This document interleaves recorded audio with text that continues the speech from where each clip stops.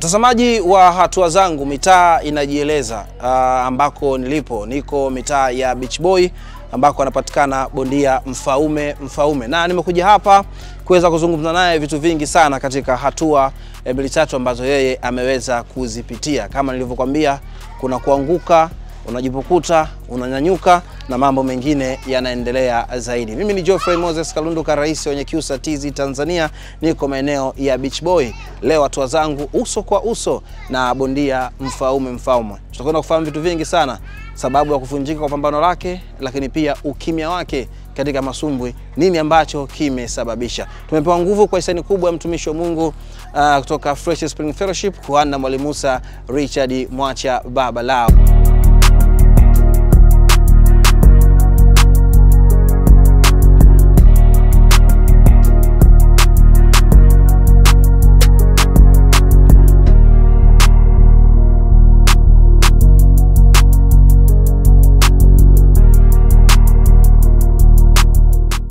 Na mtazamaji, niko maeneo ya Mabibo, mtaani anakopatikana champion Mfaume, bondia ambaye anafanya vizuri sana. Tunakwenda kufahamu vitu vingi sana leo katika Hatua Zangu. Mimi ni Geoffrey Moses Kalunduka, kama nilivyokuambia hapo awali, rais wa Nyakyusa TZ Tanzania, na niko hapa ndugu yangu Mfaume champion boy. Bwana, mambo ni aje? Bwana poa kaka. Mambo yanaenda? Namshukuru Mwenyezi Mungu. Leo nimeona nifongeza fine kufuata boy kabisa. Karibu sana, na mimi nimefarijika sana kwa kuja kunitembelea. Maana wakati tunakuja tu kuulizia bwana, mimi naenda kwa champion moja kwa moja. Boda akanileta. Upendo. Ukiishi na watu kwa upendo basi tulipo upendo. Ukiishi watu kwa ubaya basi tulipo ubaya. Na maana kama ningekuwa naishi nawe mtu umuiza kiubaya akikupoteza. Hata kama nakauka kwa bwana huyu anakupa direction tofauti. Wewe kwa nasema kumuuliza mtu bwana naulizia bwana labda mtaa fulani. Mtu anakuonyesha tofauti. Kwa sababu gani? Hujasalimia. Ndio. Hiyo ipo hiyo. Hata kana kusalimia, onyesha ukarimu, tutakuelekeza. Mambo yanakuwa mazuri kabisa. Bwana mtazamaji, hii ni Hatua Zangu, na leo tunazihesabu hatua za Mfaume alipoanzia, katikati na mpaka sasa hivi anafahamika kama Mfaume. Kuna huyu mtu ambaye anatazama sasa hivi Hatua Zangu, Mfaume anafahamu kama Mfaume ni mtu wa namna gani? Kwanza ningependa kumshukuru Mwenyezi Mungu mpaka hapa nilipofikia. Nipo kwenye mchezo wa boxing muda mrefu sana, na nimeingia kwenye ngumi za kulipo mwaka 2012. Ni muda mrefu sana. Mimi ni mtu ambaye ni mkarimu, mwenye discipline, mwenye nidhamu, na mheshimu mkubwa na mheshimu mdogo. Ndio maana kila siku ninapotokea jambo linalohusu boxing, linalohusu mimi, basi mimi nakuwa ndo mtu wa kwanza kufanya matukio tofauti kwa sababu mashabiki zangu wanajitolea. Ndio maana wameamua kulipa jina na mapafu ya mbwa, sijui jabu ya Umarezi na damu, na kiukweli kwamba ni bondia namba moja naongoza kwa mashabiki. Hilo halipingiki. Hiyo kwa sababu naishi na watu wangu vizuri, wanazunguka kwenye shida na. Kwa hiyo ningesema kwamba nashukuru Mwenyezi Mungu kwa neema aliyonijalia, na nafikiri tutafika mbali zaidi kwa sababu Mungu bado tunazidai na bado tunaendelea kusongesha gurudumu. Tunaposema Mfaume, career yake ya masumbwi ilianzia wapi? Bwana, kwanza kabla sijaingia kwenye masumbwi, nilikuwa nacheza mpira wa miguu.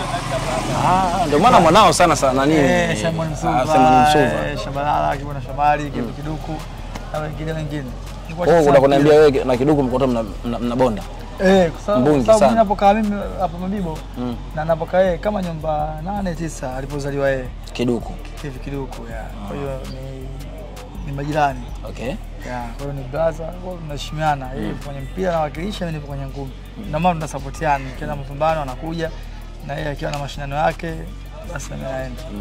Kwa hiyo naweza nikasema kwamba tupo kwenye kazi hii ni muda mrefu. Baada ya kutoka kwenye mpira nikaanza pambano langu la kwanza Manzese. Hatua Mungu akajalia nikacheza mabondia wakubwa wakali hapa Tanzania. Ikapelekea mpaka nikapata nafasi ya kimataifa.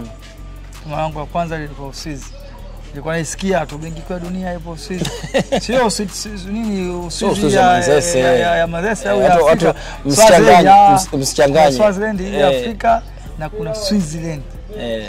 Mimi sasa nilifika watu weusi tupo wawili tu sehemu nilipokaa. Hiyo ni Switzerland. Baada hapo nikaenda Urusi karibia mara 3 na mataifa mengine. Naweza kusema namshukuru Mwenyezi Mungu, na kiukweli kama tunashukuru sana media za Tanzania pamoja na waandishi wa habari mtu support. Sawa. Tunashukuru sana. Mimi natamani sana utukumbushe miongoni mwa mapambano ambalo liliteka na watu likazungumzwa sana ilikuwa kama sikosei la kijana wa Matumla. Ndio. Ambapo baada ya kufanya vitu vyako pale ulingoni lilileta shida kidogo, lakini pia watu wakakuzungumza sana. Nakumbuka ilikuwa kipindi gani? Nakumbuka sikosei kwa mwaka 2016 katika uwanja wa ndani wa taifa wa Indo. Pambano lilikuwa gumu, na katika mapambano ambayo mwenye kikawa nasema kweli pambano lilikuwa gumu lile kwa sababu nilikutana na bondia bora, bondia mwenye experience ya juu, kwa sababu baba mdogo kaka wote familia nzima niliona kabisa hapa mimi nifanye mazoezi kwa bidii ili niweze kushinda. Bila hivyo hapa nitaumbuka. Na kweli nikaondoka na mashabiki zangu wale support sawa, lakini 50% Mfaume itafanya vizuri, 50% hii game watu wakawa hawana amani, kwa sababu Mudi Matumla alikuwa kwenye ubora. Ndio. Na mimi ndio nilikuwa nalitafuta jina. Na kama unavyojua Simba ikicheza na Mtibwa watu wengi wataipa Simba. Mfano mzuri kama Yanga na Tabora. Watu walijua kama Tabora atamfunga goli 3 Yanga. Mtihani. Ili ni mtihani sana kufahamu. Sasa ndio kama ilivyokuwa sasa mimi. Sema nilijituma, nilifanya mazoezi, ikapelekea mpaka ile pambano Mudi Matumla ku staff boxing, lakini kwamba sijazamilia. Huenda ingetokea mimi ili itokea tu ajali kama ajali nyingine. Na nimpongeze mkongwe Snake Man akizungumza kwamba hospitali nilipokwenda kumwangalia ndugu yangu. Mbona kama una majonzi, kama usijali Mfaume ngumi nimecheza, matukio kama haya ni kawaida, kikubwa tu muombe tu mwenzio, Mwenyezi Mungu amjalie, wala usijali. Inatokea watu wanakufa ulingoni. Na kweli Zanzibar kuna bondia amefariki, na hata juzi hapa bondia pia nilipoona kwenye msiba mhudhuria. Ni matukio ya kuhuzunisha, lakini ajali kazini. Hata kwenye mpira watu wanakufa, wanaumia, wanafanyaje? Kikubwa tu kwa Mwenyezi Mungu atakushia, lakini hakuna bondia anaweza mbili anakwenda kumuua. Hata kama bondia akiongea, anaongea tu kwa kumtisha mpinzani. Sio kama anakwenda kumuua, anakwenda kumuua kweli. Nakumbuka kwenye moja pambano lako ulikuwa unacheza nafikiri na mtu toka nje. Wakati mnapima uzito pale. Una zile slogan zako, mtu kama anataka kumkisi hivi. Hivi zile moment zile inakuwa pale damu ishavurugwa au? Hii naweza nikasema kwamba hii inatokea. Tukiangalia hata kina Evander, kina Mike Tyson, kina Knox, tunaona siku face off wanapigana kabisa, wanaangushana kwenye meza, inapelekea muda mwingine mpaka pambano kusogezwa mbele kutoka na siku ya face off leo pambano kesho atamuumiza na leo. Na mimi shaye kunikuta hii na Habibu Pengo hivi tumetoka kupima. Baada ya kupima fresh mimi nikarudi na watu wangu, yeye baada ya kwenda kwao Manzese akapita na watu wake huku kwetu Mabibo pale nyumbani. Sisi bado watu huo wametawanyika, lakini bado wapo wengine. Pale wewe kesho wewe mama yako asije. Wewe umeshauri zangu mimi na mama yako wewe. Mama yako asije. Bwana avuka mipaka. Atoe champion akatukana matusi nini. Mungu mvumilivu kanishinda. Kwa nyumbani. Anaanza tazama nyumbani. Nikamstua tata 1-2 pale. Kidogo damu. Alilia sana watu wakagombezea pale, kesho nitakuwa. Promoter alikuwa Msange akanipigia simu, Mfaume ndio kuniambia nyumbani, nikamwambia huyu kanifuata nyumbani, hawezi kunitukana mimi nikiwa nyumbani. Mimi nimeshindwa kuvumilia na Yesu kanifuata.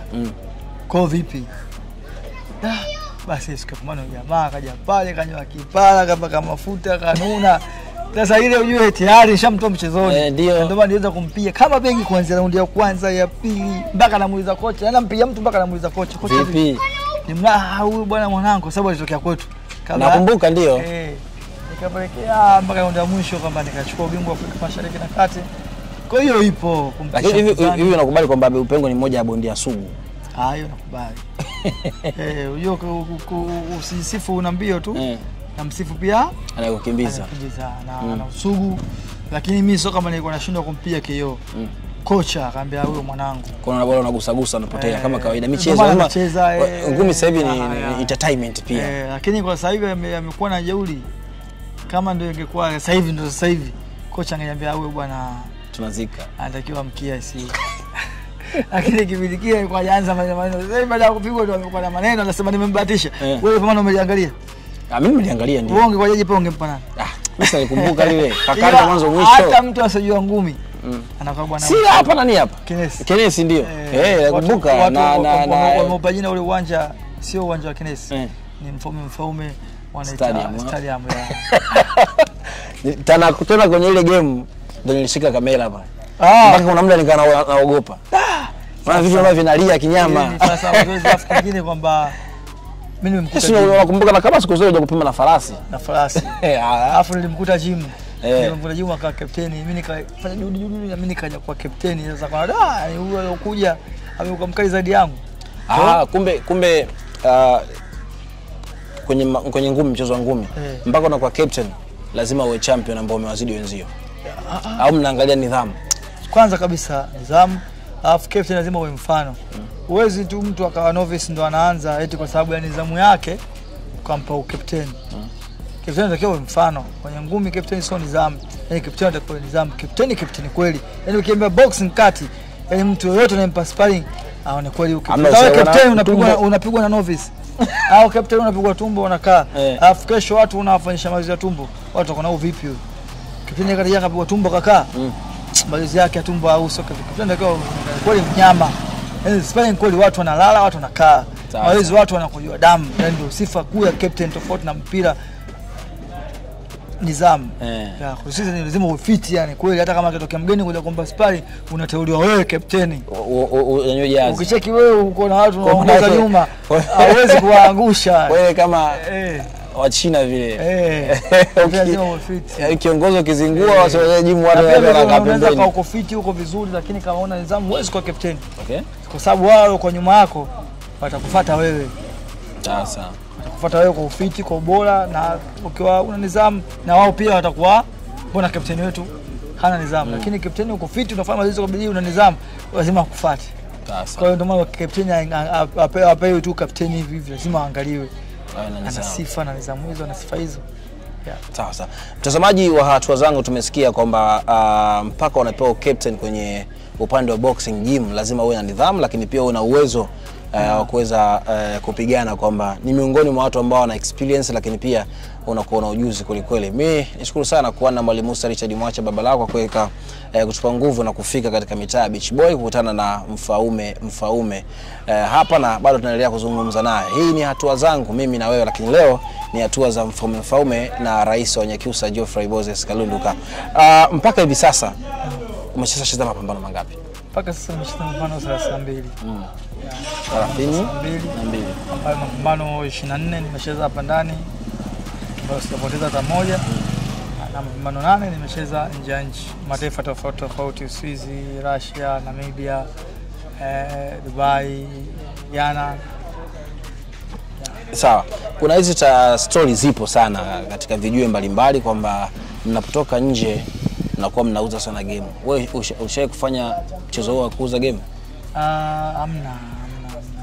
Hiyo wanaongea tu watu, ni vile tu bondia kaenda nje kapata ndege kafikia hoteli nzuri, siku ya pambano akapigwa kiolo ndio ya kwanza na ndio ya pili kaa. Bwana bondia bwana jina. Mbona kaenda ukalaza umza mapema au kapigwa kwa point na kwai. Mimi nikasema kwamba sisi bado hatujafikia kama wenzetu.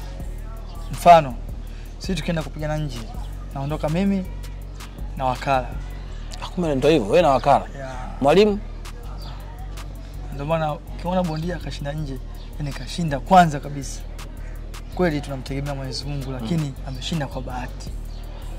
Au huenda yule bondia alimdharau kama kawaida wa Tanzania akija huko anapigwa tu, au huenda yule bondia hakufanya mazoezi akiamini kwamba huyu mimi sinampiga tu kaja huko mapema. Umeona, ndio maana kutabuni baadhi ya mabondia wanashinda. Na sisi tunavokosea tunalitoa mabondia hapa muda mrefu. Unakuta mimi naseleshwa mechi leo mwezi wa kwanza, labda nipigane mwezi wa 4 na mpinzani wangu labda kutoka Russia au kutoka Uswizi, naye anasainishwa mwezi huu unasainishwa mimi, naye anajiandaa mwezi wa 4. Alafu sasa mbaya zaidi akitoka kule kuja katika aiza Tanzania aje peke yake, aje na wakala wake, anakuja yeye na kocha wake na sekande wake.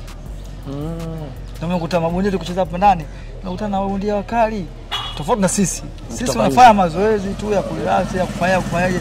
Ikitokea nafasi ya kwenda nje, auambiwi sana yule. Yule kashajiandaa miezi 3, miezi 2, wewe unapewa wiki 2. Inaweza wiki 2 bado hawajiamini. Wanakuita wewe kama wewe na wakala. Ndio asilimia kubwa mabondia tunavyosafiri. Kwa hapo changamoto ya kwenda wewe unaondoka wewe na wakala ni kwenye swala lazima labda la zinapokuja tiketi, ni malipo, ile ni biashara. Kwa kifupi boxing tunafahamu kila kitu ni business. Ni biashara. Kwa hiyo kwa mfano mimi ni wakala na kutaka wewe bondia. Mimi labda na wakala mwenzangu kutoka labda Ujerumani. Na kutaka wewe. Na wakala mwenzangu na promoter wa Ujerumani ni marafiki. Wanaandaa pambano. Bondia wa kwao, wana manage wao. Mimi nakuchukua na kupeleka. Hivi wewe ukienda kumpiga yule, mimi sijaribu biashara yangu. Hapo tayari una biashara. Wewe nikikupeleka ukaenda kupigwa na yule. Yule promoter na wale wana manage yule bondia watasema tutafutie bondia mwingine tumpige. Kama unaendelea kupata shavu. Sasa wewe ukishashinda, wewe tayari biashara yako inapanda. Mimi unashuka. Mimi kwa bwana jamaa sio tukiambia tutafute mabondia, atutia mabondia miongo, mabondia wagumu. Lakini kwamba wewe mimi hapa nikikuchukua wewe nikupeleka bondia kaenda kupigwa. Mimi napata dili. Huyu bwana ndo mzuri. Unaona kutakuwa na bondia wengine. Hawaambii kuhusu bechukua. Wanaambiwa unakuja kusikia bondia kapigana nje ajalipo hata 100. Hata juzi kati kuna fukutu ilikuwa nafukuta. Sio mlisikia na mimi nilisikia. Alimavunja bei bondia wetu kampiga Mjerumani kwao kachukua ubingwa wa WBF bingwa wa dunia. Lakini makubaliano wameenda kumwambia kule pambano ile natakiwa uachie. Alimavunja bei akakataa. Sasa mimi siwezi, mimi nitapigana. Mungu kamjalia akapigana kashinda KO. Wakamwambia chagua moja, tukupe mkanda tubaki na hela au tukupe hela uache mkanda. Uache mkanda. Alima akasema naondoka na mkanda wangu. Mimi nitaenda kupata milioni 10 ya mama. Lakini nashukuru Mungu uongozi wetu chama cha ngumi cha TBRC nafuatilia na mimi Alimavunja bei atapata haki yake. Tabara kama kawaida. Na sasa hivi tunamshukuru Mungu Rais wa Jamhuri ya Muungano wa Tanzania anapambania sana michezo. Hajabezi upande wote. Unaona kwa sababu gani Alimavunja bei kakataa kuacha pambano?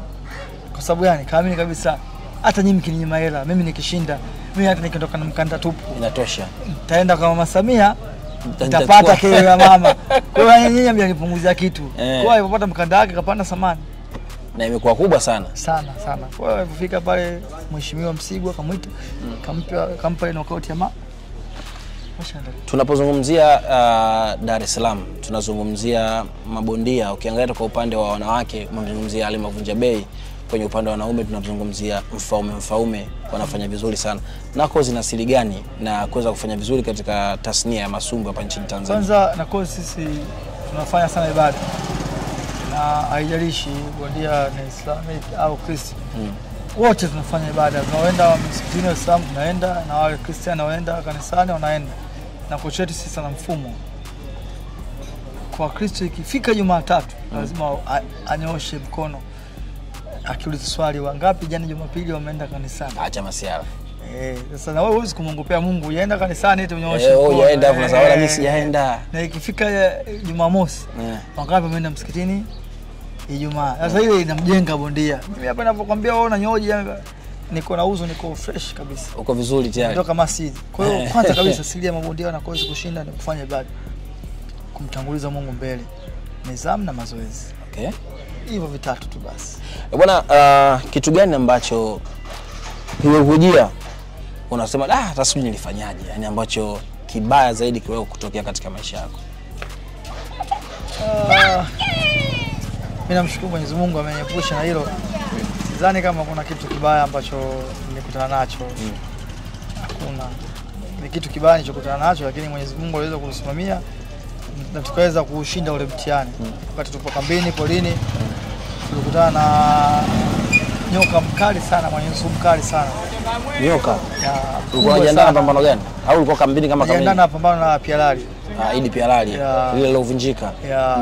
Akafanya mazoezi. Niliona kitu kuna kile kama sielewelewi. Kuangalia vizuri mkubwa sana. Sasa tukaona huyu tukimwacha ni makazi ya watu. Ndio. Hata kama kambi lakini ni makazi ya watu. Atamzuru tu mtu. Huyu tumdhibiti. Kweli mimi pamoja na mabondia wenzangu tukashirikiana. Tulikuwepo mimi, alikuwepo Oscar Richard, alikuwepo huyu marehemu aliyofariki huyu hapa Manzese ya Hassan Mgaya, alikuwepo na Pius Mpenda. Kumbe Hassan Mgaya ni bondia muda mrefu. Muda mrefu tulikuwa kazini. Tulikuwa naye kambini, lakini mpaka mauti yake unamfika toka mwaka jana ile. Baada ya mechi yangu kuisha ya 2024. So mwaka juzi. Arusha kwa mwaka juzi. Arusha mwezi wa 12 basi tukumuona tena gym, tukasikia kwamba yeye mwenyewe kapumzika, akaanza mazoezi Mbezi. Yaani mpaka umauti tunamfika alitokea Mbezi. Na kama leo anapigana, hasa kwa mama Mbezi si kwa nani lakini ni Mbezi. Okay. Leo anapigana mimi nimekutana naye leo. Ndio mimi lakini mkubwa wangu anakaa namba 2. Ndio kumsalimia mama. Naona kundi la watu wengi. Kwa nawafahamu. Hapo bado sijamuona Hassan. Alipoona vipi captain kaambia poa mama vipi poa. Vipi? Na mechi bwana. Na mechi wapi? Tandale. Mbona hujaja kambi? Na mimi najiandaa na mechi yangu hii ya kuelekea Masaki Spalong. Na kambi yetu sinijua singekuja mwa tushaka nawe kambi. Takriban mwezi mzima. Vipi na muda mrefu jaja ikipita salama nitakuja. Basi nikampa maneno ya kishujaa kama umefanya mazoezi sawa, sijakuwa lakini na imani wewe ni mzuri. Nakufahamu na mimi nimefanya mazoezi, Mungu atakujalia utashinda. Kani kama ndio tulikuwa tunaagana. Basi kaenda kwenye pambano, kesho yake ndo nikapata taarifa hizo. Nikaenda kwao kule Kiwalani. Nikutana na familia yake, tukazungumza mawili matatu. Basi siku ilipofika kwenda kumpumzisha kila binadamu anaumwa kwa udongo atarudi kwa udongo. Na mipango ya Mungu kubwa, Mwenyezi Mungu ajalie mwisho mwema. Sawa. Mtazamaji wa Hatua Zangu, nikukumbushe tu siku za ibada pale Ngome ya Yesu Kristo ni siku ya Jumanne, lakini pia Ijumaa sambamba na Jumapili. Kwa hiyo ukiwa unatazama Hatua Zangu unaweza kujiandaa hapo kuhudhuria moja ya ibada, iwe Jumanne, Ijumaa ama Jumapili, kwa kuwa na Mwalimu Musa Richard Mwasha ndiye ambaye ametupa nguvu katika kipindi cha Hatua Zangu mpaka leo nipo hapa kwa mfaume. Na tukiwa tunaelekea mwishoni kabisa katika mahojiano hapa ya Hatua Zangu na ndugu yangu mfaume. Katika miongoni mwa mabondia ambao unawakubali, unahisi ndio wamekuinspire kuingia kwenye ngumi, ni bondia gani? Kuingia Tanzania kwa nchi. Tuanze kwanza ndani, nyumbani kwanza. Ambao wale kuinspire. So, yani mtu ambaye amekuinspire kwamba unajikuta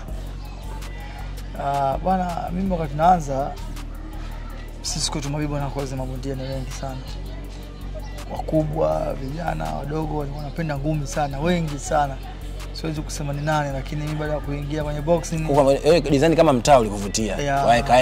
Kaeka. Maana tangia tunatoka huko ni mabango ya ngumi. Mimi kwa ngoja niingie. Mpaka dereva wangu anasema jamaa na umtaa kama hujui ngumi.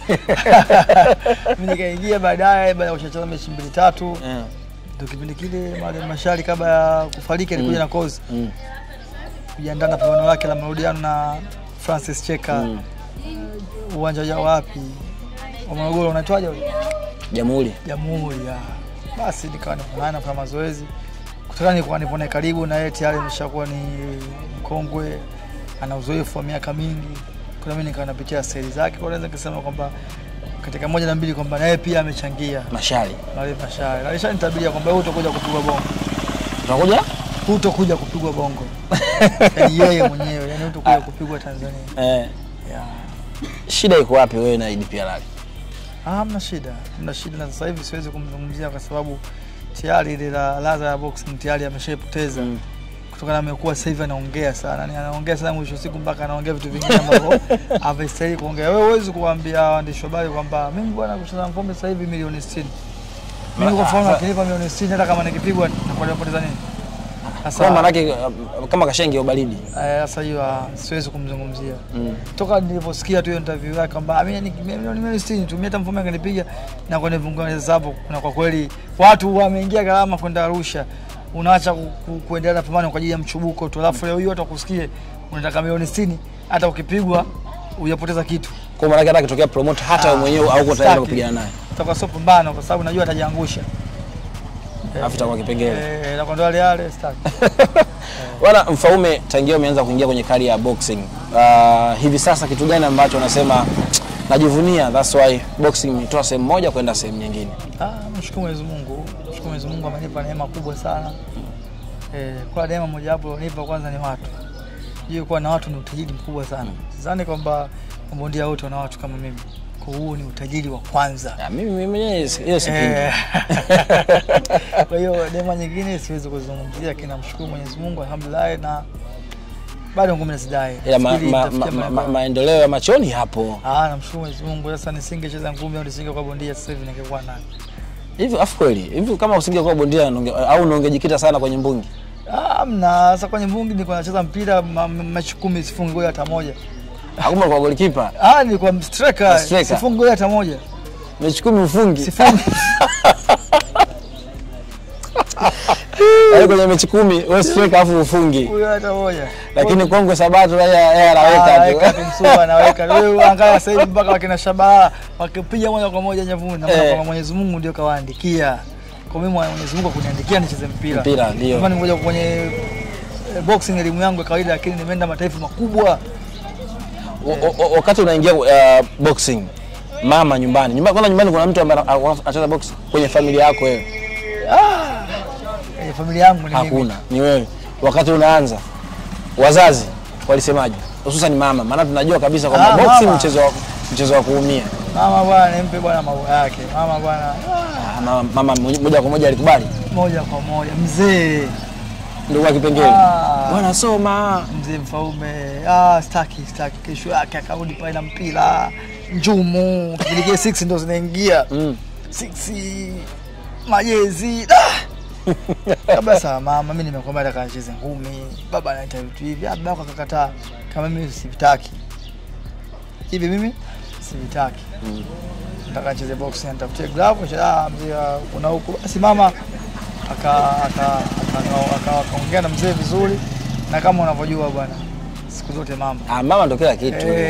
Mama ndio kila kitu. Basi baba akaridhia, nikapata baraka zake, na mpaka sasa hivi wamenipa baraka zao. Kwa hiyo nashukuru Mungu, wazazi wangu wote wanisupport, ndugu zangu.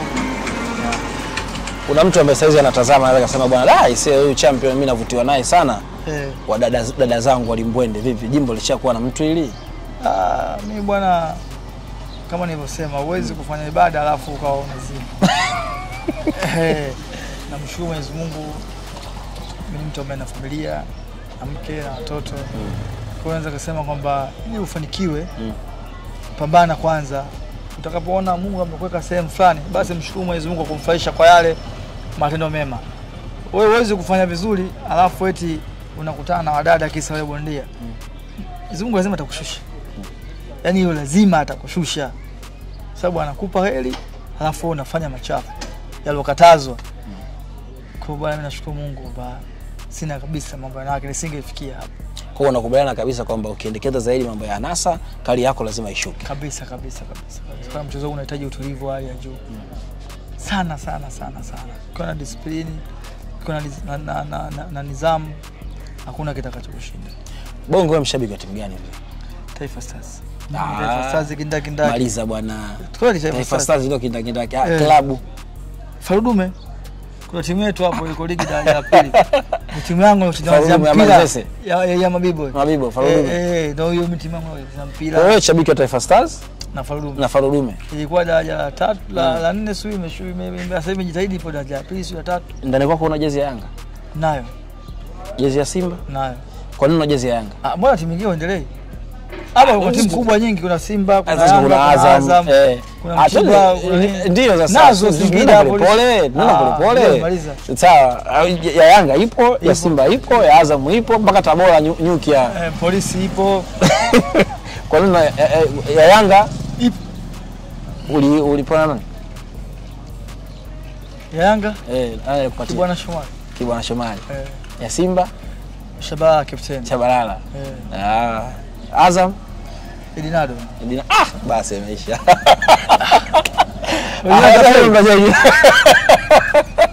Nakumbuka Edinado wakati mchano Cup hapa.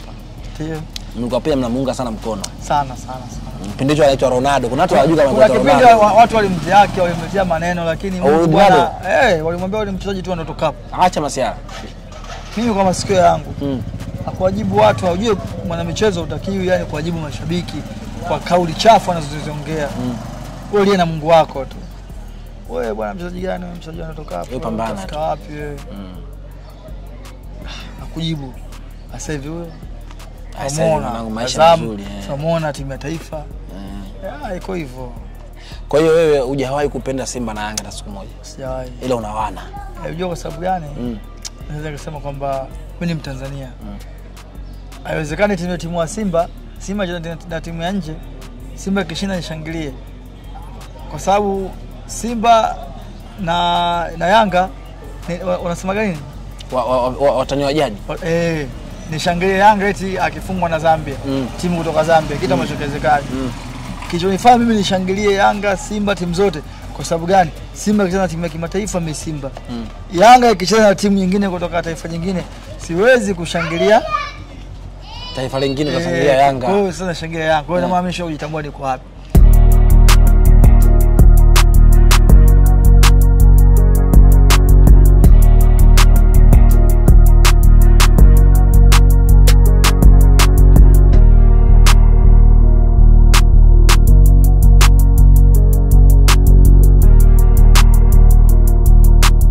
Kutoka taifa nyingine lazima shangilie sana.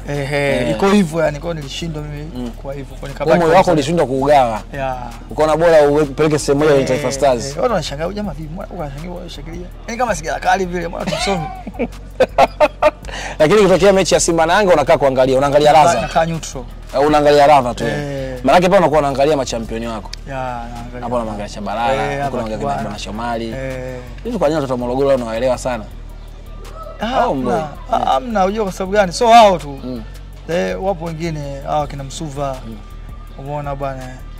Msuva yani mahaba yako na Msuva. Kuna Abdalla Mfuko. Ndio. Kuna Himidi Mao. Ina maana wote walitokea katika machimbo, ina maana wote watu wa Morogoro. Ili nado mtu wa Morogoro. Lakini tunakuona sana wewe na Msuva mnakaa ndo mpo hivi sana. Sasa unajua ndio sawa. Wana wapo wengi, lakini kuna mwana ambaye alishajipambanua. Na Msuva alishaye kunitia glove yenye thamani ya dola 400. Glove ya moja inafanya dola 400. Inafika milioni. Dola 400. Ya laki 2 kasebi dola 100 kama laki 2. Milioni hapo milioni. Zimedumu zile gloves zaidi ya miaka 3 bila kushakalisha sana. Zishakalisha sana. Sana. Zilikuwa kubwa kwa ajili ya mazoezi. Mimi nikivaa glove ndogo ndogo kwa ajili ya mechi na kama sijavaa kitu. Mwepesi. Kwa Mungu amlipe kwa hilo. Ndio maana mimi anaendelea kufanikiwa. Kubwa sana. Isitoshe tunawasiliana mara kwa mara na kuja Mabibo. Yeye mwenyewe naendaga kule kwao. Kwa ni mtu ambaye yupo karibu sana na wengine pia nipo nao karibu. Sawa. Tupitishe kidogo tufahamu issue ya kuvunjika kwa pambano lako la hivi karibuni ambako watu tukasema hii return the champion. Jabu inauma, right inatoa damu.